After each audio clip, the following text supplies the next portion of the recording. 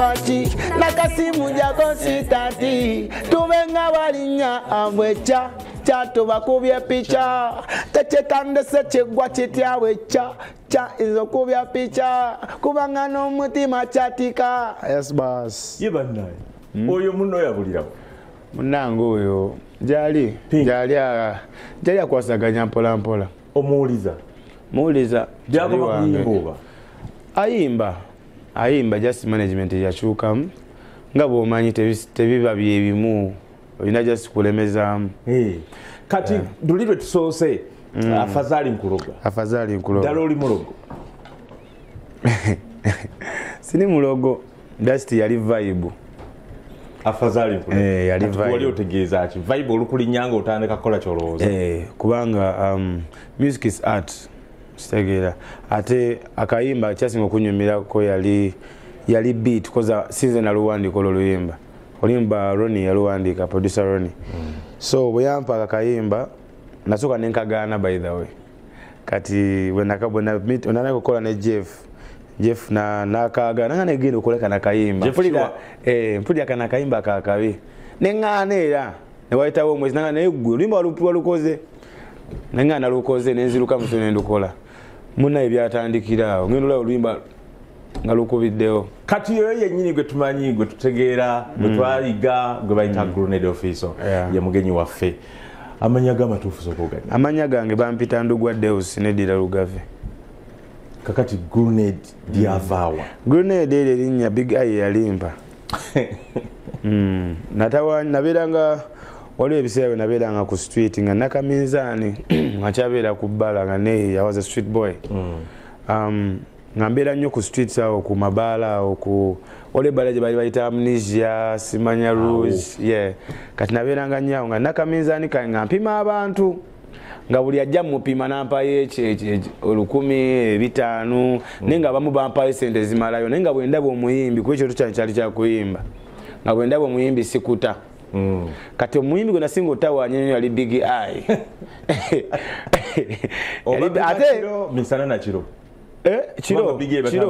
Chiro kubanga era nange emisana nalinga mpoyemu kuba ekiro nabeeranga ntawuka olumu ngo emisana mba mpoyemu olumu nembanga ngenze kunoonya scrap biki nga bw'omanyi kati Big Eye namalako nnyo emirembe nanga ne kavuka gwe lumu olimbalukirako malako emirembe kati okuvaako nadanga kumpita bomu kabomu temunakalabako kati yatuka ekiseera nanjagala ebyaddala.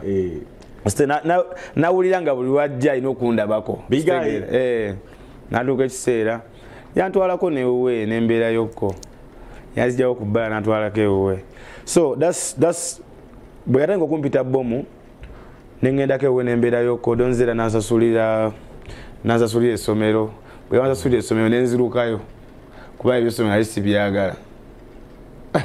Zali my Big Eye bwantwala ngenda fuuka muyimbi agenda kubesede byalina I am going nazi tune nga njala kimu kutwala ku show kuyimba ate gwe akutwala mu ssomero kyokanza ntwala ku ssomero olunaku lwe waregisteringa ku ssomero bagenda okudda banga ngenda kutandika nca kusoma bansanga siriiwo.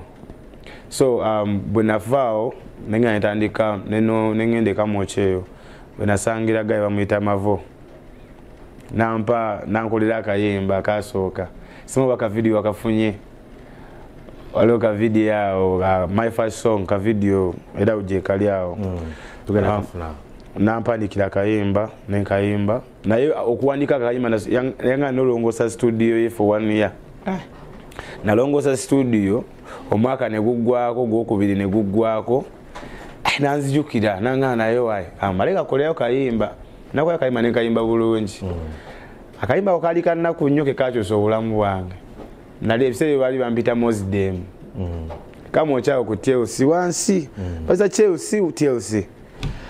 That's how I started my career. Kati after the second song elinya bomu nadamu ku meetinga ennyo Big Eye kuba yansanga neera nayagala nkwata ntwale nga nekisiba kitini kisajja kyambeerera ki wakanya agenda ku ssomero naye nga sinagenda wasikubiriza mwana mutaali eyandaba butasoma kuba kibi nnyo musomere olina erinnya naye obutasoma bukubanja era bumanja. So omwana akitegedde atulaba. I think it's better osigale mu ssomero osome kubanga kyobamanya buluma bukulu nange jene eno mbako bingi nnyo kale bimanja naye si Katonda mbu buli omwala mwanukula nganze. So that's how I started my career.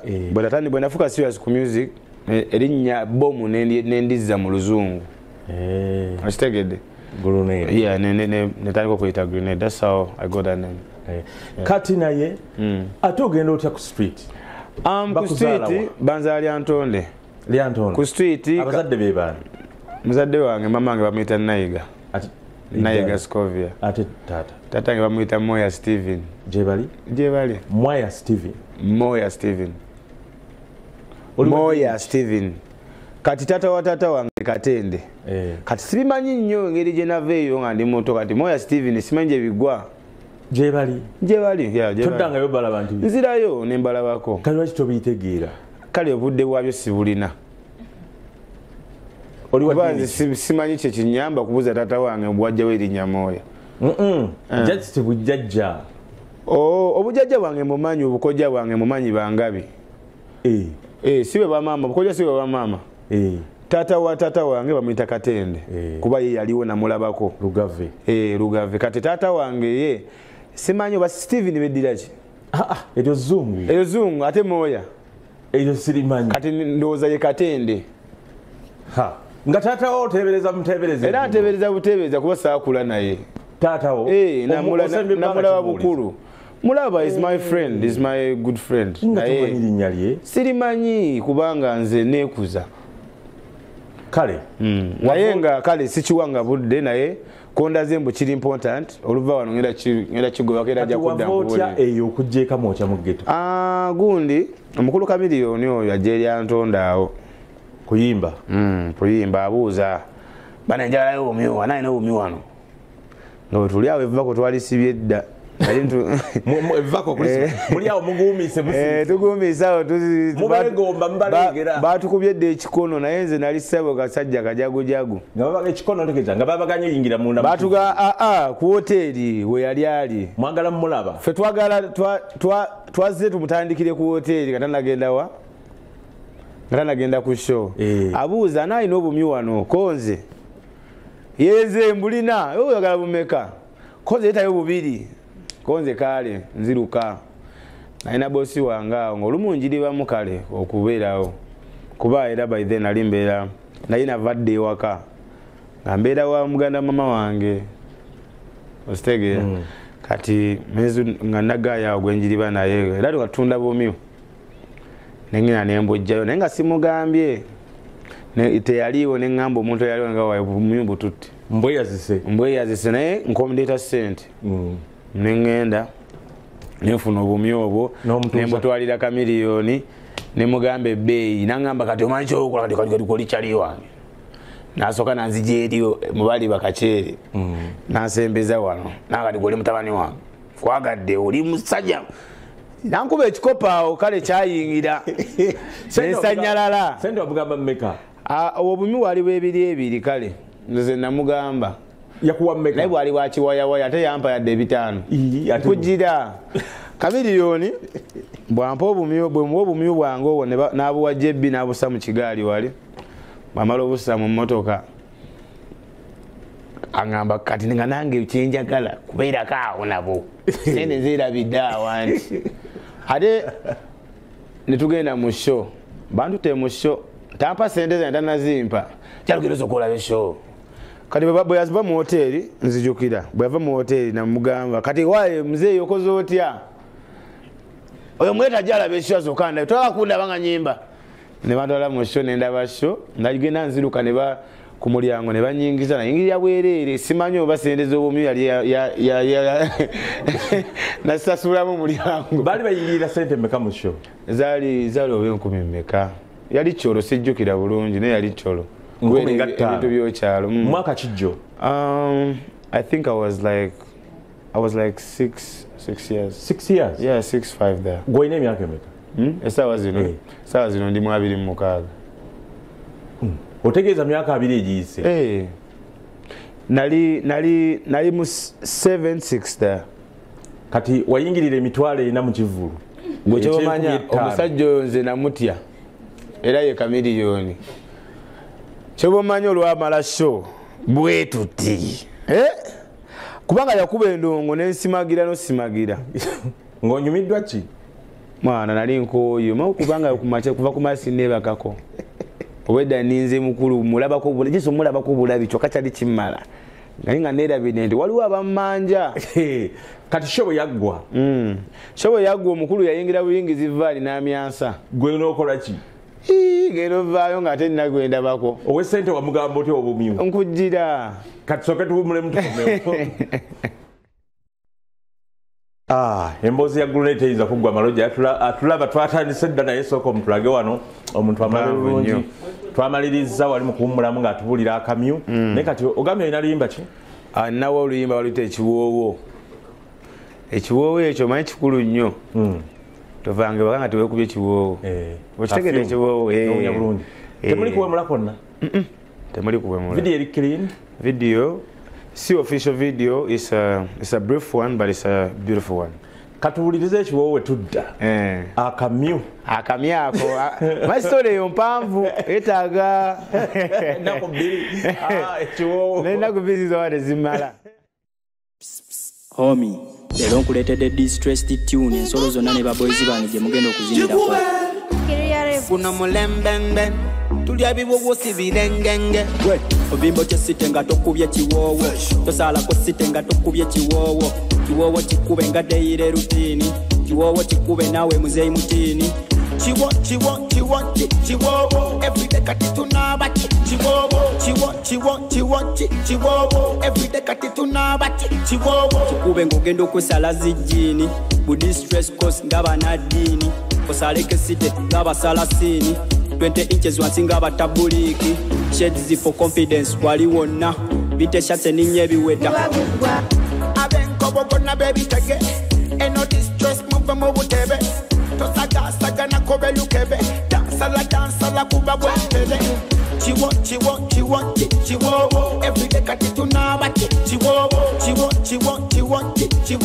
everyday kati tunabati chiwowo ovimbo kyesite nga tokubye kiwoowo tosalako site nga tokubye kiwoowo kiwoowo kikube nga deyire rutini kiwoowo kikube naawe muzeyi mutini ekisosola myaka kaabe mutini gwe yo alright tekuba oyite kusekisa kugambe yebuze ingawunyange yakave Dubai. I have never seen such a nice guy. Mwetunulire mwekube eye to eye bademu bonna bagala kubye kiwoowo tosalako nsolo nga tokubye kiwoowo solo ekubeerawo nga wokubye kiwoowo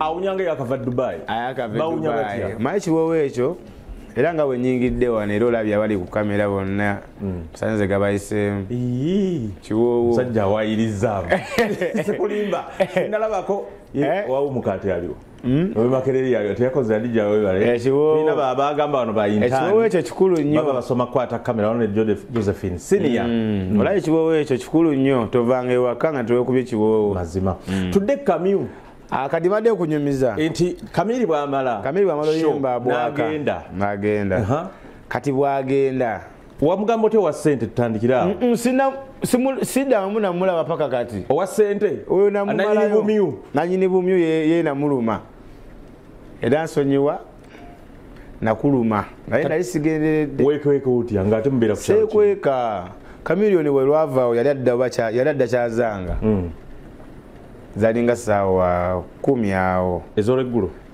kuba nasimagira wenasimagira lwava ku stage n'abwaka kati ngenda okuzuukuka okwegumula nga stage nkalu naye nakyali wange naŋŋaano gwe baatulese dda n'okola otya naye nga tukoze tutya wano wananga nembuuza b'ebidongo kuba bidongo bali bakyaliwe Kamiro yali yagenze dda nembuuza b'ebidongo ne baŋŋamba azze kyazanga gye tudda n'okola otya naye nga azze kyazanga naye nga gwe emitwalo eno gimanyi gwe tugenda gijjawa kale obumyu bwali bwakyebiri kale naye nyayongeddemu ekyebiri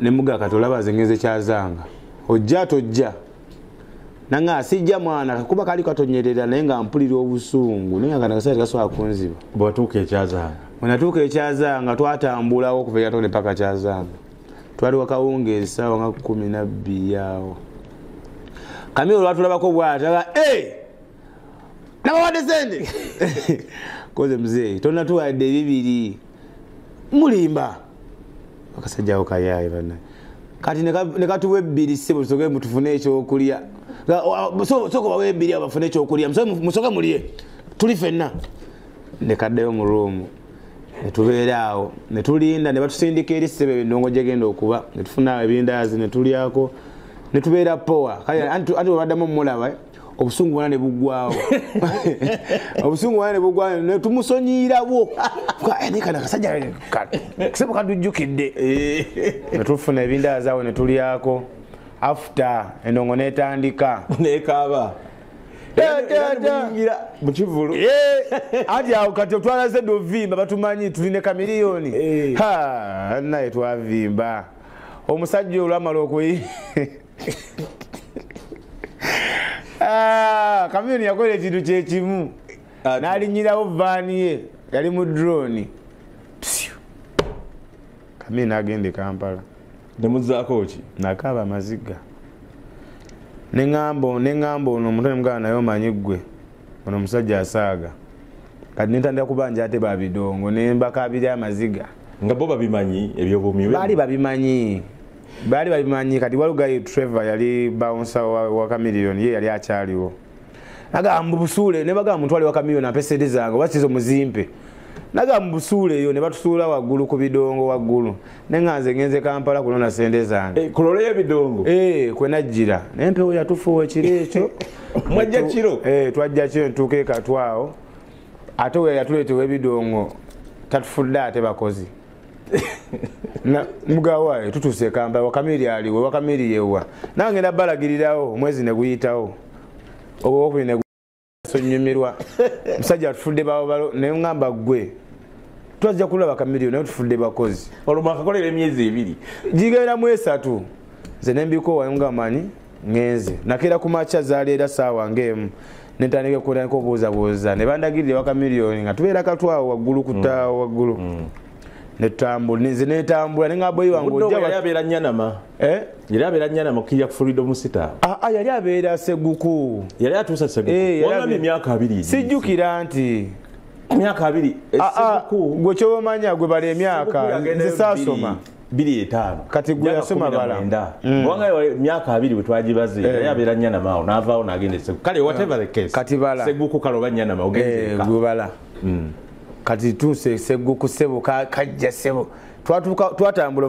vekato ntuuka sijjukira budde bwe twamala mu kkuba naye twagenda tubuuza namatula ntuukawo n'omusajja oyo naye kasajja kukeekaza ssebo kajja twabeerawo tukalinda kajja ssaawa wange era 11 awo budde buzibaaziba awo tudde ku geeti kasajja kasajja ako kakamiliyoni ako one soko recognizing emozi no anti ulira sikyogera in a disrespectful way ostegeera Kamiliyoni kasajja akasajja kabaka Kamiliyoni kasajja katono mpozi naye bintu bikakoze muganda wange byamaanyi kati layini tandikira Kamiliyoni sebo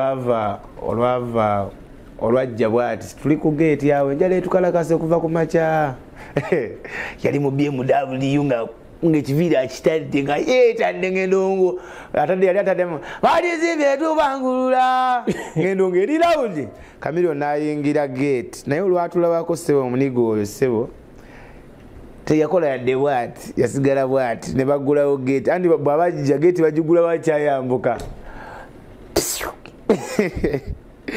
n'ayingira gate omanyi kyeyakola kubanga eri oba okyamulabako n'atuwuubira bwati n'agenda ne yeebaka nga bajjukidde kolo teyatuwa yadde dakiika emu si ebiri byatuwangayo ebbiri waakiri nga tutuuse Kamiliyoni ssebo kwolwo twaddayo tetumulabye netufunye sente zaffe netutambula netuddayo ekatwe enkeera ku makya era nze nakola kyekimu nenzija naye kwolwo yeyalagira nga muwulira Mutebe nenziramu okulaba obwo bwana awo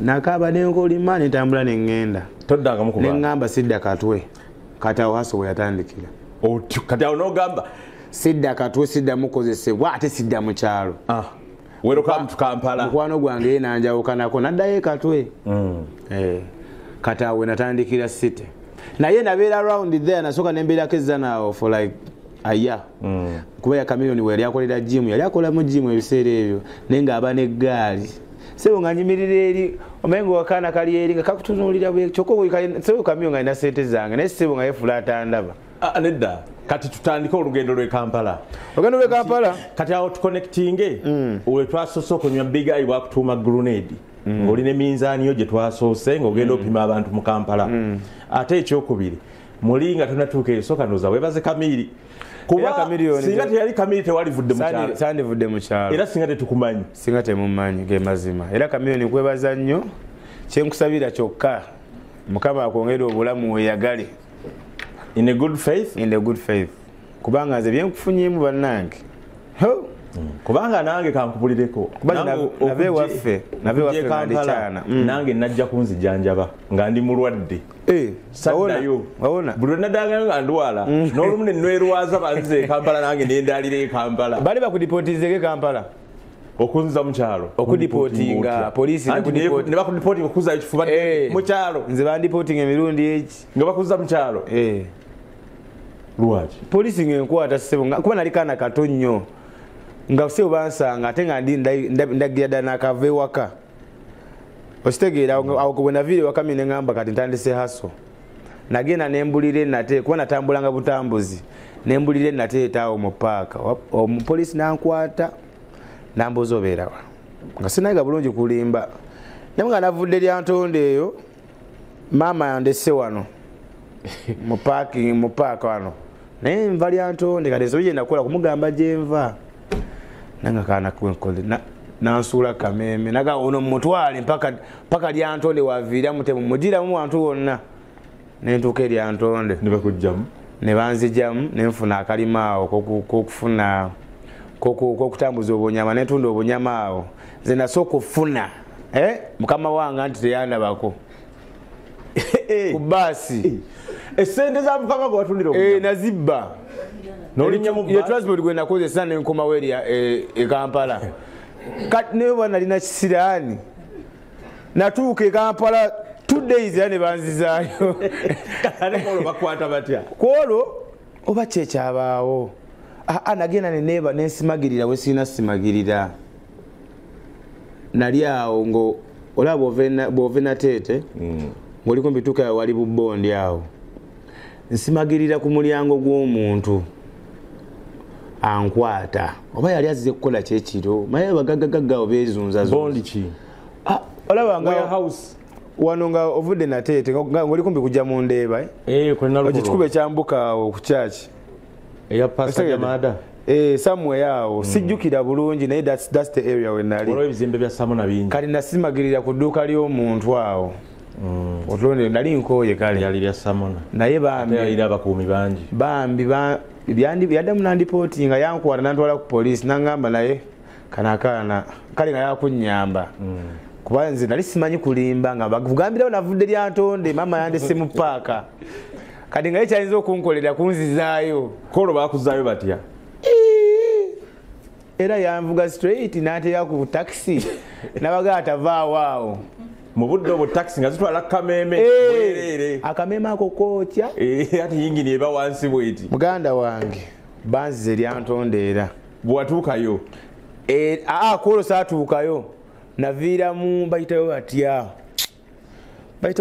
sijjukirawo nayise Masaka waliwo awo wabeera amatooka amangi bayitayo batya emotoka y'amatooka amangi tegeddewo tewali bantu bangi wakola otya naviiramu awo era nenfuna omulimu nembeera awo era nabeerawo ng'omwezi kale awo nenfunayo akalima awo omuntu naneesigala kumpapaani we n'omutunda olwamutunda nenfuna transponder nga awera era mpaka city nenkomawo bakuzaayo batya ati bagayo emirundi enanga obuyanguya kyomanze ndibonyebonye ne poliisi eyo nga buli ankwata kati kwolwo bankwata ayido nenga bannange eyo yali poliisi eyankwata nga bakyakwata ayido kuba bakijjawo ndo bankwata ayido ssebo awo ekibuya awo ssebo ne bakuzaayo ne banzizaayo wakomawo otya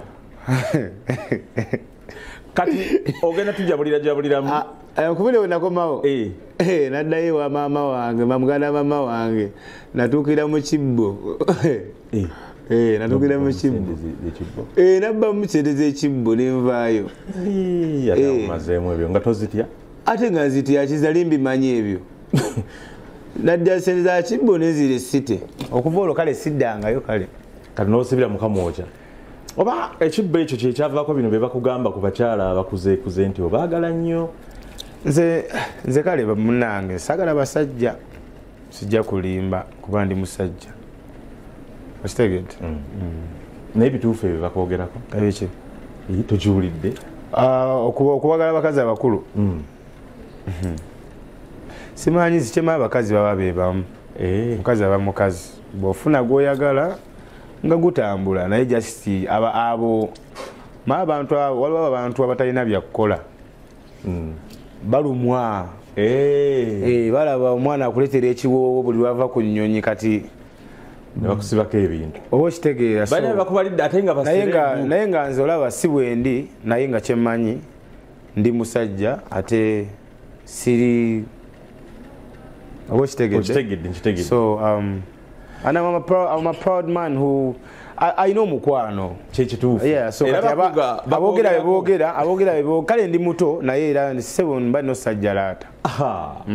Bali baserebu bazi bakwogerako nti obaganzizza bituufu.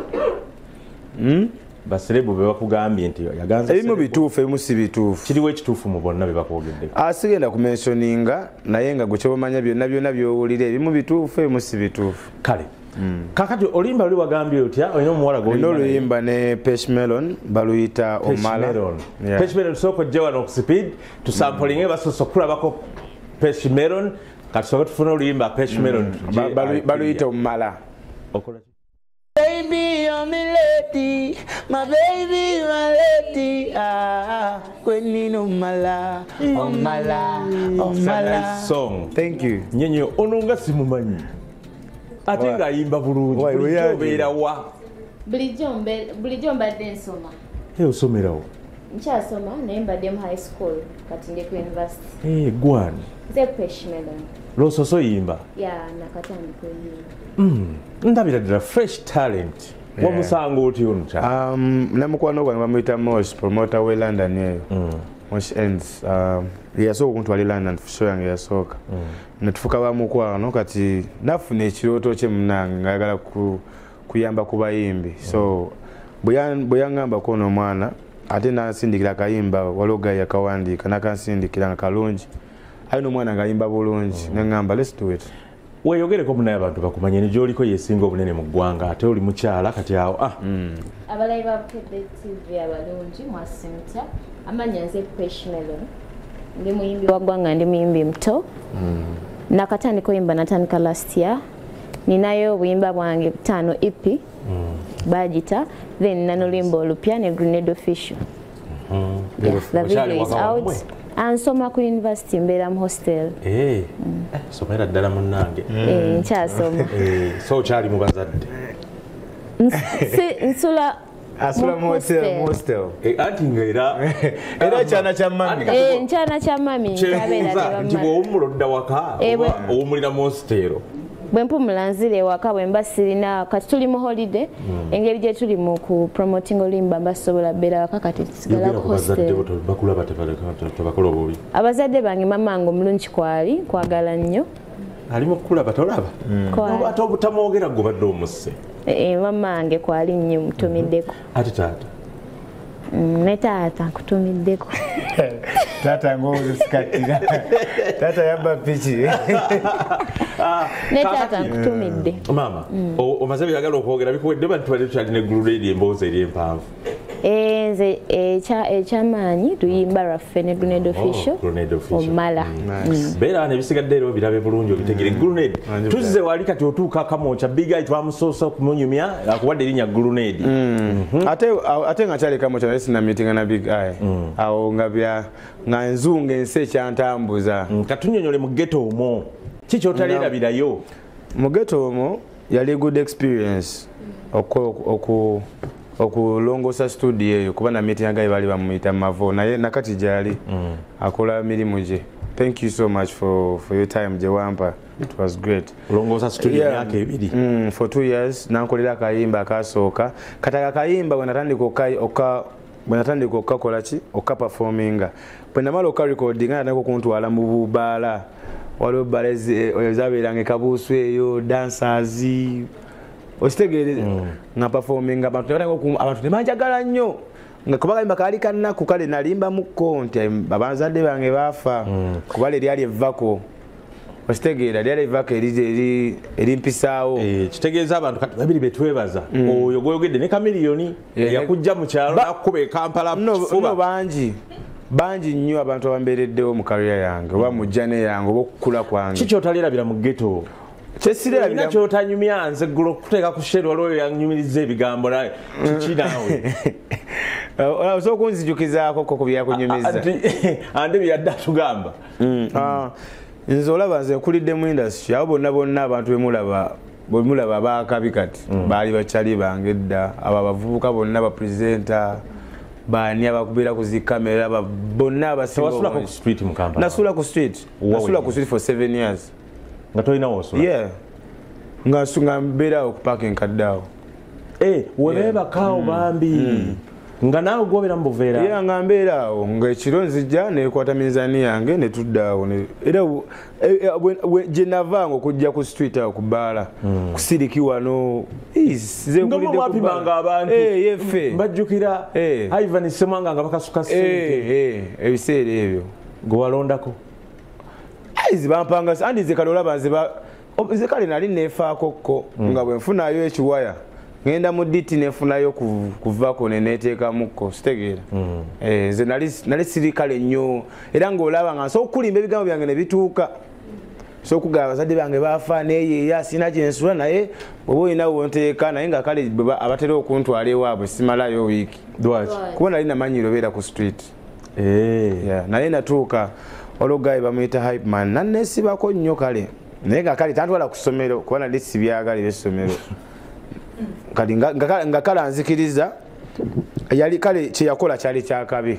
okunzija ku street singa teyakikola nosanga nandibeereddeko ddala yali akola mu bbala nga MC nga ekiro antwala n'ensula ewuwe like bw'aba nnyuse ku makya antwala n'empowa ewuwe ate ekiro n'akomawo nange ku street nampa minzaani yange naye nkola bye nali nkola n'opima abantu n'agenda ng'akinzijamu mpola mpolaositegeka nentuuka ekiseera nga sikyayagala kubeera ate netandika okweragamukko kata we nafunira omuntu omulala ositegeera Honorable Derrick oba omumanyi Nyeko Derrick Honorable we Paris olone Derrick atali no Nyeko we Makindi Nyeko oba yaani olone Derrick olone yali manager wa Paris amubaka pala oyo naye yanyambako awo ngavudde ku street yawo nabeerako naye for 6 years sebo mbadde n'abantu bitu byange naye nga ku street nalwako kunalwa nnyo kati ngenda kunyumiza ekyanyamba obutabonona ku street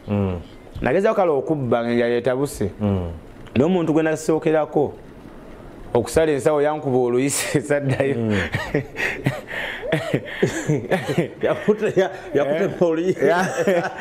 yankuba oluyise addayo so sabbako ku street sabbako sakosa biragalalagala kyekyanyamba era nkyebaliza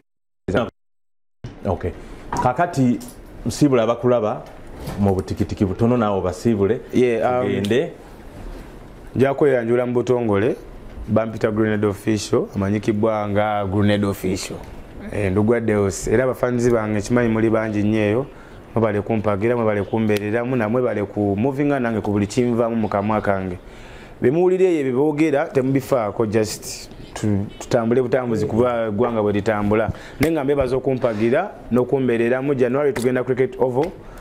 Yeah man, thank you so much. So ojesimbyemu. Sijesimbyemu ngenda jikuba. Ojisobola.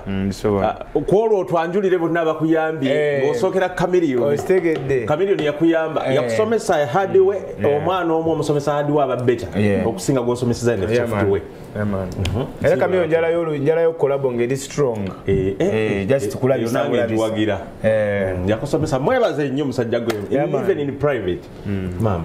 Nange nze Pesh Melon nsaba buwagizi bw'abantu abatulaba balungi nsaba bannonyeko ku YouTube channel yange social zange zonna nkozesa Pesh Melon everywhere mbasaba mbi muntekeko omukwano buyimba bwange bulungi nnyo basaba mu sabira mu linnya lya Yesu kakati katugende tugenda okufuna Musa alina omuyimbi mpya bamita Rexy mupya nga bw'olaba ono omukyala badde wano Bless up.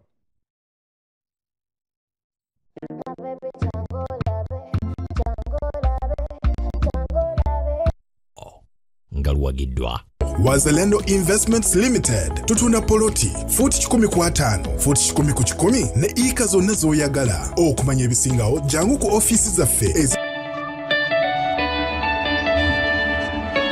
leero ngaluwagiddwa. Soft Care Petal Care has a floating design that perfectly fits. It reduces 70% friction on skin, absorbs fully and blocks leakages from both sides. Soft Care, yeah. There's no flavor like Mirinda, now in a fresh new look with the same great taste. Enjoy the tongue-tingling flavor of Mirinda Fruity, Orange, Green Apple, and Pineapple. Mirinda.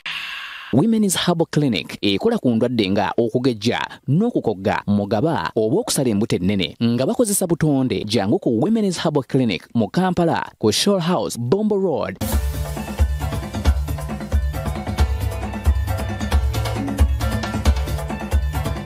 Leero ngaluwagiddwa. Nekakasa nti Sunlight 2-in-1 sabuni ow'obuwunga atukuza engoye zange n'aziwa akawawa k'omutindo. Sunlight.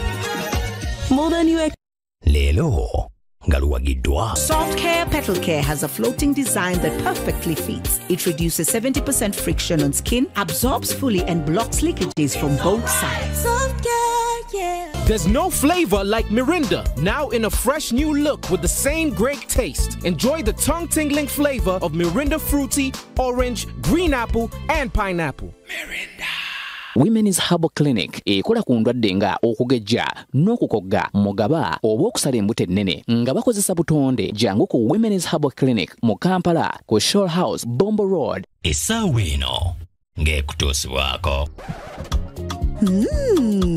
Rico Cubes kuba bijanjala ebiwoomu. Mityana Institute of Nursing and Midwifery lilina buli kimu sikweyiya nga n'omwana alisomeddemu tayinza kubulwa mulimu weewandiise kati ebisale byabwe tebitiisa.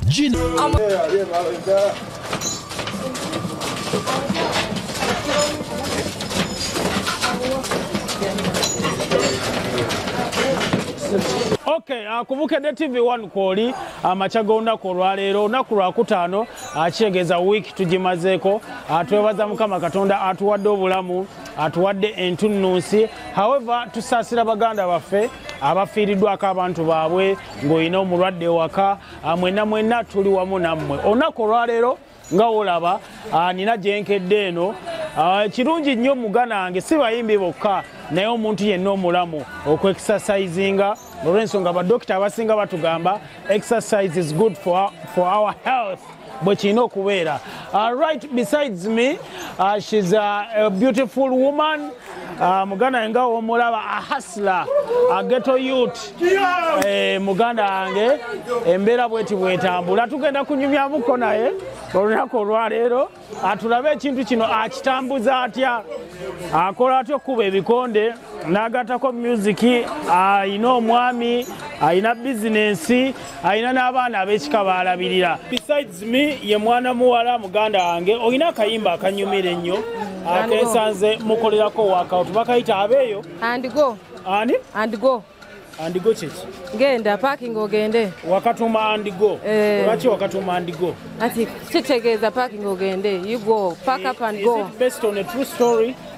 It's based on true story somewhere else but not in my life. What as about of now. your life? Obulamu bwo butambula butya? Obulamu bwange kati bwa kolabo yokka. Kolabo? Otegeeza ki? Kali olimba olujja baluyita kolabo. Naye nga gwe gwani? Bampita Rex UG. Rex UG?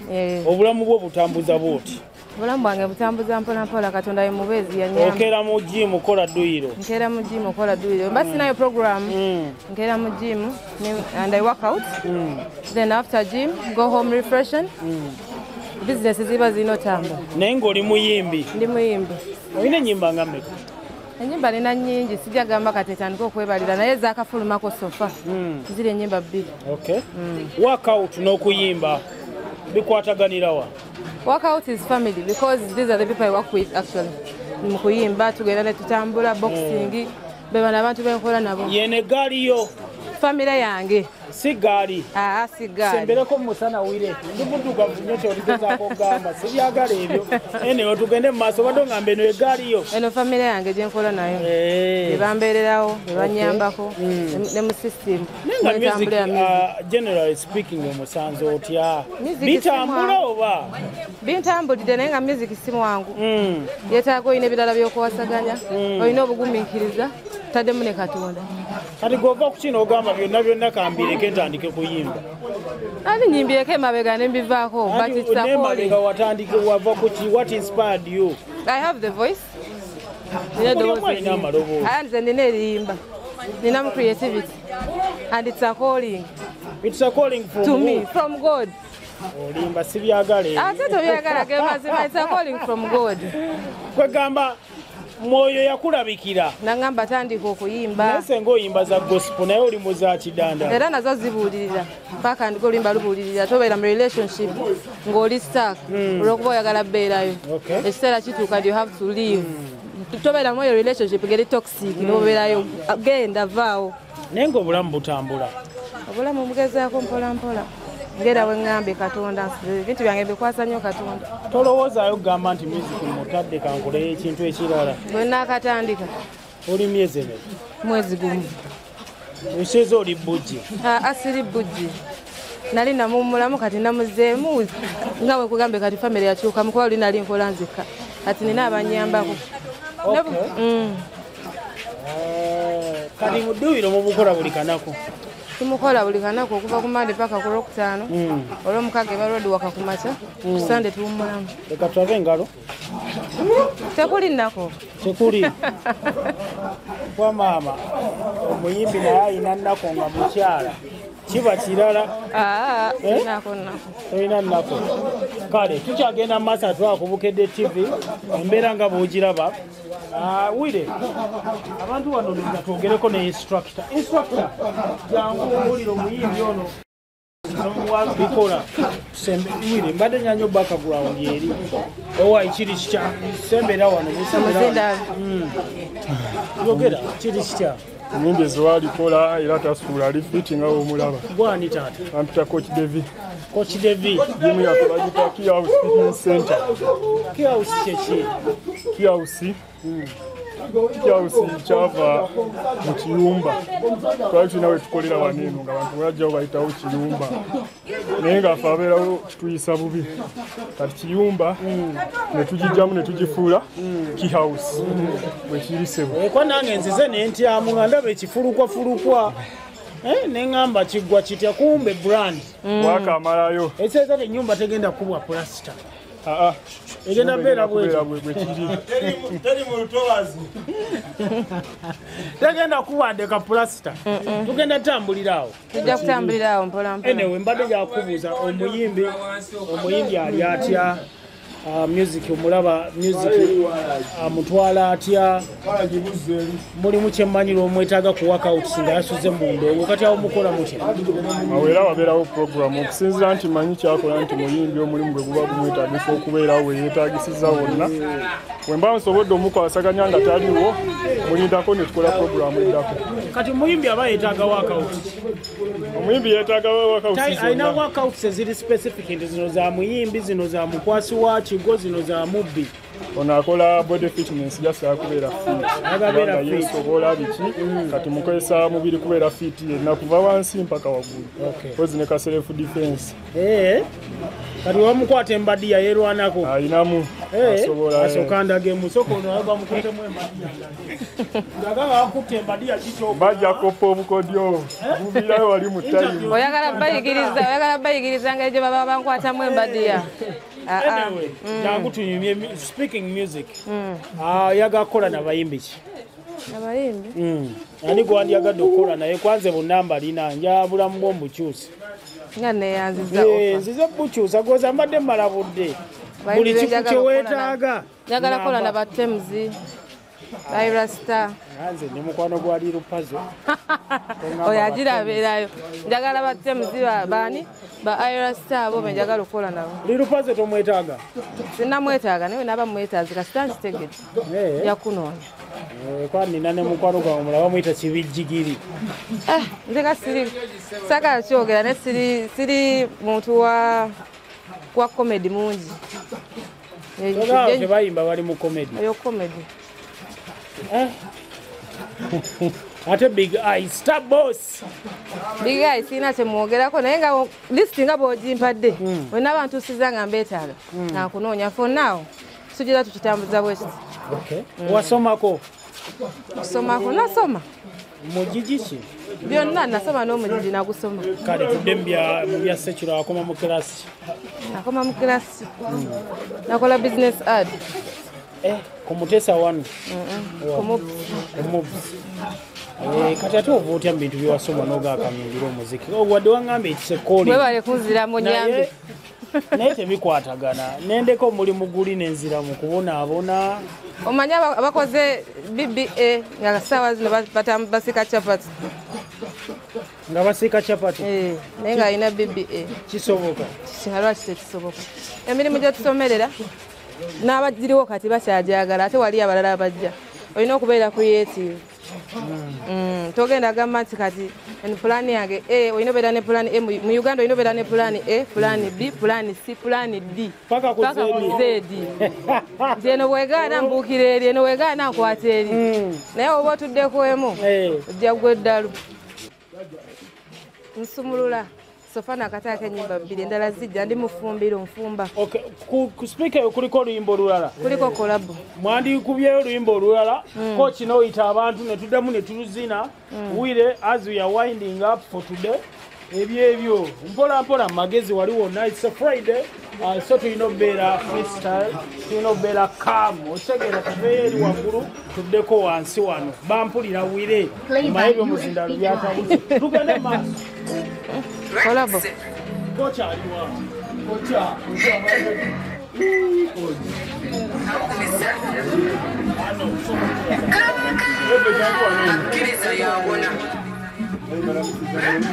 Ngenda kola ki?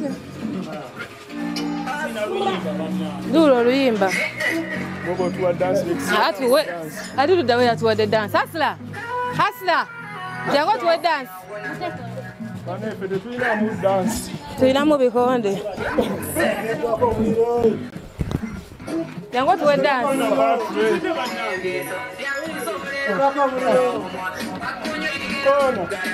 Hasla aliruddewa. Nonese mu bitala nase eribakala mitiru libalunda. Kimasizena watashimisa Gangu kuwane mudabo Ogumenya mateeko kusala ensalo Okuwa muloko na international Betekole mu kolabo Nga tusati mutulipea Betekole mu kolabo Nga tusati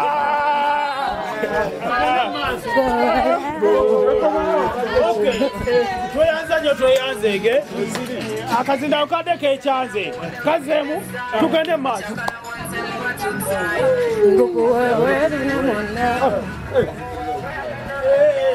Binyimena mwekanga nawe wasida every hour ganza kubika legambere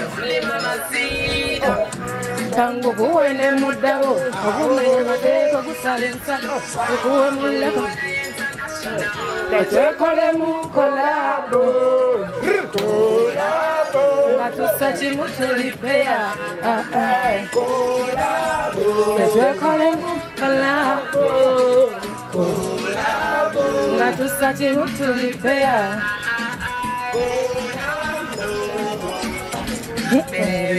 Yakuzolera onobumwa bakunywegera gana amakulu gakutugira eradewasi yakuyibalya kwa House sembera kuwedewegera osagala wanze mubatita ndukuwebweru nemunda Anaye ka vibe kayongeremu. Ndozo kitegedde kale. Atwogere kayimba kano ketutambuza. Ani akakoze studio ki video eri out omuntu ajagala asobola gisangawa. Akayimba yakakoze bali babiri. Chris Penny then Herbert Skills na mastering. Then studio era ziri bbiri. Video is coming out soon. Okay. Oba okafuna osobola oka downloading on all platforms okay. YouTube. Yeah. Kale buli omu ajambulira erinnya lye tufuneyo gye bayita moment of fame. Have gwani. Yogera gwani. Nze Eddie okola ngani ku timu y'omuyimbi? Oli boxer. Omulala onaye katamanyi Luganda sina gogera luzungu sawa zino gwani. Bampita Diasa Ghetto Prince. Ghetto Prince.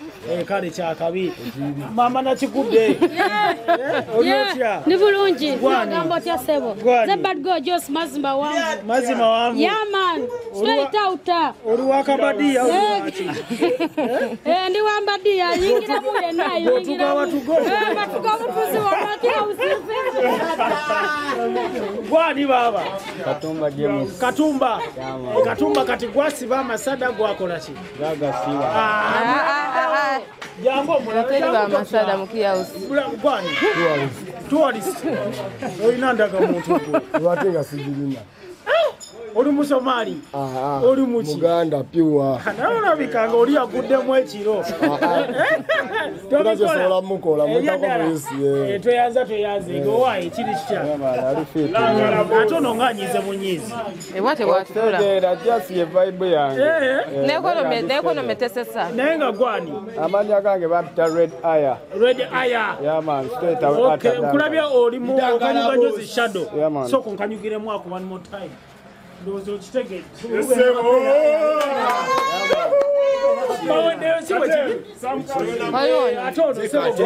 Ate mwana abanye mwana nabakwata kuzijjo. Abasigadde tebanaba kujja by the way bano bebaliwo. Negose kaddi. Odangaze interview nyizi. Ate nyizi nva mu mutizi. Pozo ga economy tesanyusa. Kali musazeewo kunyiiga. Twasalawo kubeera bwetuti bwetufuna ku ssente nga tusanyukamu ziba teziriwo nga tweyiya. Maliriza tuve wano. Njagala kutumirako ku bantu. Njagala kutumira ku King Roots Promoter. Njagala kutumirako ku Chris Penny. Njagala kutumirako ku Abati. Njagala kutumirako ku abaana ba Fire Records. Njagala kutumirako ku Kihouse wetuli n'abantu bonna abagimanyi. Buli omu banaye besitumidde. Tebanyiiga naye ku mutima. Ne tabs naye mutumidde. N'abaana b'ekibuli. Kyekyo akalanziwire tweyanza nnyo tweyanzeege. Peter Kanakulya embeera yeeyo. Muganange Atike Misatera Kaya tweyanziza. Ono omuwala neerabira erinnya lye. Kathe. Thank you very much. Olabikira ddala bulungi nnyo bali kujja ku ttiimu. Naye gye kinagwera bakalanzi bano nga bawanika ekibatu. Kalanzi Saka Jona simayina kumanya. But for now, tubagaliza weekend ennungi, musibe bulungi, mweraba. Gemwa Property Services tulina poloti amayumba n'ettaka lya farm oba ery'okulimirako ku buli luguudo oluyingira ekibuga Kampala. Tusangibwa Mityana Road, Buloba Kalambi. Okumanya ebisingawo tukubere ku namba z'essimu z'olaba ku screen. Mukulikeyo mwenna gye mukomye Bulango Musane walala Bukede TV kyagenda maaso tuddako kyogereko naye nga temwerabire nkyali ekivulu bakita Richard Masembe munakyalo popopo Mondeeba twale tulina okuba naye wano naye ate nga ali mu kutegeka kivulu ekyo kakati ekyo nakyo nga tukitaddaawo mbatumira nnyo mwena abatulaba South Africa Halwa's Restaurant mbatumira nnyo mwe Josephine atkwatano ku kamera netinyirira mwala ali wano akitema ne bawo kutumire sekamate kakati atera benna mu America Washington DC kutumide nnyo Edward Lambert ali mu kutegeka Yuna eriawo nga 29 kutoka 2 September mchalo no Hadija awamu mukati ali wano intern mukachala mukozi bade katulabe embozi za border tuve walo tebigwa Oli ku Bukede TV omuntu wa bulijjo nze MC Masonko w'ekisindo Goma 2024 mugana wange. Balabanga mutulaba abali ku Bukede TV abali ewaka atulabira bwene wegwa mugana wange bunaku bwa kumakyalo baba bawenjamu nga banoonya. Ali ku Bukede ndi ku mazzi ndozogala basoko balengeze ndi ku mazzi. Mwenyine zi oli otya. Obulamu bugamba buti. Bwanyanya. Neba nange onkwagadde ko kimu wagira timu ki. Arsenal niyo bagikuba emirundi 7 sigala njiwagira. Osigala njiwagira. Yes sebo. Na gwe wagira timu ki. Ino the Gunners. Omukazi agambe nti yero bagikuno bakola batya kwafikuba tufiirawo. Nze siva kwa Arsenal. Lwaki? Musayi gwa Arsenal. Oli mukyala wo? Si mukyala wange. Bitambula bitende ku mazzi. Bwe bito mwana. Tubere. Ono ali mugamba ono aganje Arsenal mu kachere. Arsenal ba kachere. Lwaki? Nawe time zirabika zino. Jangu wamase mwanyinaze jangu ali kubugenda TV omusajja ndi kumazzi eno omusajja agambe Arsenal kachere omujonzi gugu none yaguyina gugu no kati gugu no gushana nawe okitegeera guno omujonzi toyinza kugerageranya ne guno kati kankubulira abamanyu bajega okumanya bajega tebamanyi kike bagala jangu omanya kulwanira ekintu no tugeze kale olina kyovuganya nenga tomanyi kyoyagala ekikopo ne bakikutwarako kati olaba abamanyi okumanya bajega fe abaseno fe tukyazimba tiimu era omwaka ogujja ekikopo tugenda kitwala bakyazimba tiimu naye enkuba wenajja byona egenda bikurukusa enkuba bwejjanga eno y'okunyanya Ferguson bukyanga bwe yava mu Man U bakatwala pulimi emirundi emeka bakubuuza kati ye yakatwala mmeka okuva Ferguson we yavayo yakatwala mmeka anti Ferguson yali azitwala ye bukyanga avayo yakatwala mmeka anze nakola record na bano berimba mwana uyo wa Manchester uno mwana Manchester uno uyo time zitage soko je oli kubukeda TV omuntu abuli oli tatata oli sitede ono abasero babagambe ntumini muli bakajega kachere uno agambye waseno it is Uganda. You know English. Hey, you know how you know Rugwara ruchi. Rukumamu. Mpede. Gwe changa wepaka maswanku. Olabye rukumamu. Oruchi. Sobola. Rukumamu. Neba bagambe tu Arsenal. Afaseno. Pete tupakuka. Tetwate tuna bigambo bingi. Tetujja kuzimba ekintu kyaffe kutuse tutakyagala kigende ku mutindo. Ogambye ki? Una akaddi bagala kizima pakaddi. Bukyanga abawo yali abe ku kikombe kya Champions League. Bali mu kuzimba nga we bagamba mu bazimba Pentagon kati oba bayinawo gye balinze sibategeera Pentagon jeri. Wabala maswanku. Olaba bana basajja Man U. Kambuzo omukyala nyabo omusajja agambe ndi Arsenal mchindi tumina manyi. Nedda sebo abamaniyu olinga omuntu azadde omwana omulema akabya amazigo okuva bwatandise paka lwafudde abaseno omwana ayononeka nga akuze ogamba nti ali aneyagazaako esanyo ndifunye n'atambula n'ayavula neyetengeera n'azinamu kati bwafa ogamba omwana wange oyo naye ono oli ku mugogo kati Arsenal